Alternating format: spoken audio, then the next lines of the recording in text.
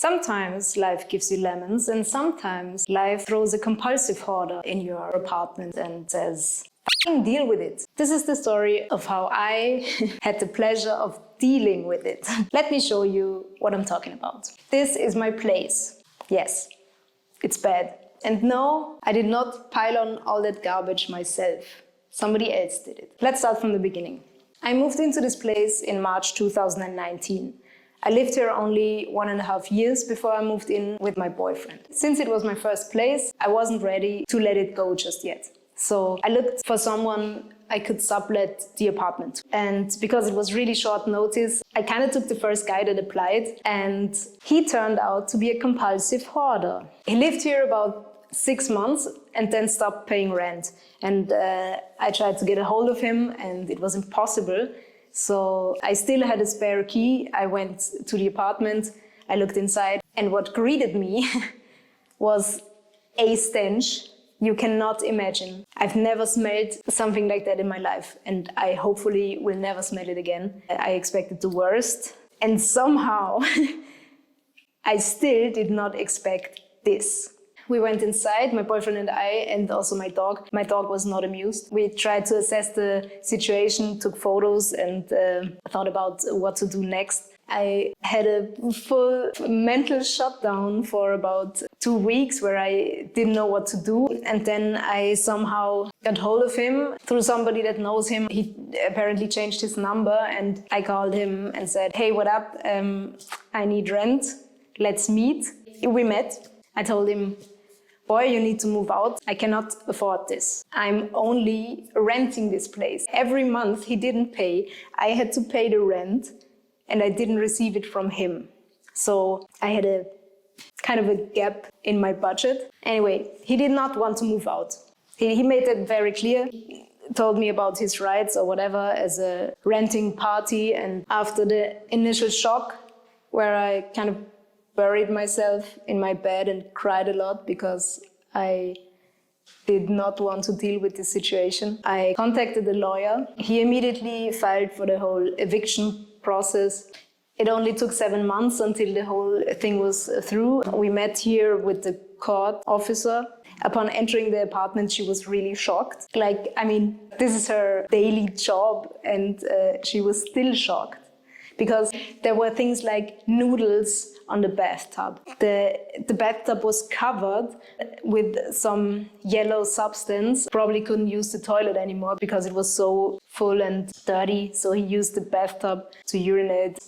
Everything was so dirty and it stank, and it didn't take her long to reach her verdict that everything is worthless and I can do with the stuff whatever I want. And then she left. She was not even 5 minutes in this apartment to know that everything is worthless garbage. It was my mom, my boyfriend and I, and my dog. We immediately started cleaning. We started with everything spoilable and threw it in garbage bags, and then we started throwing away everything. There were so many bottles filled with alcohol and cigarette butts, and a lot of food or empty food containers that still had leftovers in them. And as you can imagine, there was a lot of mold. There were 1 million flies. Look at the walls. The walls are covered in fly feces. And there was this abhorrent stench. The half-empty bottles with the cigarettes in them smelled so bad. Everything was so dirty and grimy and disgusting. The fridge, I could not tell what the things were that I found in the fridge. He must have eaten a lot of eggs because there were piles right here where I'm standing. Now it's clean, but there were piles of eggshells everywhere. I don't have to tell you what the toilet looked like. So, okay, we threw away so much sex toys, so many condoms. I don't know why he had so many condoms because I'm pretty sure nobody went home with him. Yeah, some substances as well, Viagra. On the bed. The bed. The bed was the worst. Chicken bones. There were chicken bones on the bed. I cannot imagine how long they have been there because it was the bottom of the pile. And also toilet paper covered in something. So many dried bodily fluids. Half of the bed was empty where he was still sleeping.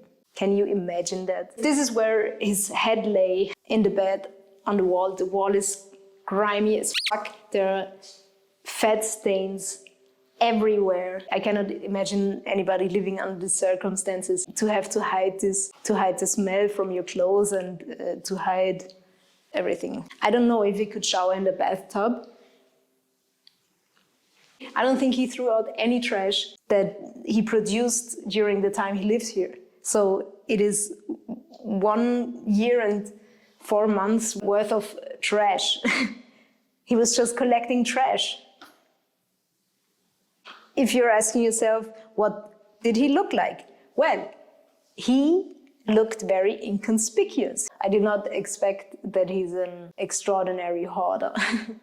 Anyway, we cleaned the apartment up really nice. The first day cleaning it, we were 3 people and it took us 6 to 7 hours. So we packed everything up in about 50 trash bags that held 110 liters each. So it was about 5,500 liters of trash.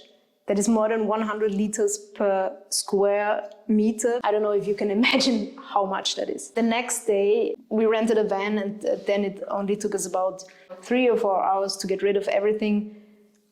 This is what the apartment looked like after getting rid of all the trash. Still dirty as a motherfucker.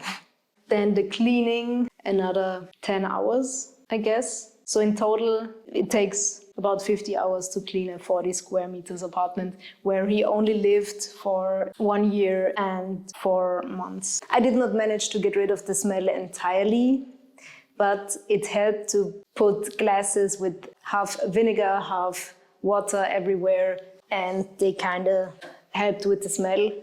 Maybe it also helped to get rid of bad spirits, I don't know. I'm doing this video from the apartment, in case you were wondering. This is it. It is cleaned. What am I doing with the apartment? Well, I'm getting rid of it. I ended my rental agreement and I'm happy to be rid of the apartment. I'm happy to not see it again. I could never live here again. That would be impossible for me. Yeah, anyway. Also, I'd like to point out, I know he has a problem. Compulsive hoarding is a common thing, apparently. So keep that in mind if you sublet your apartment. He is a poor guy.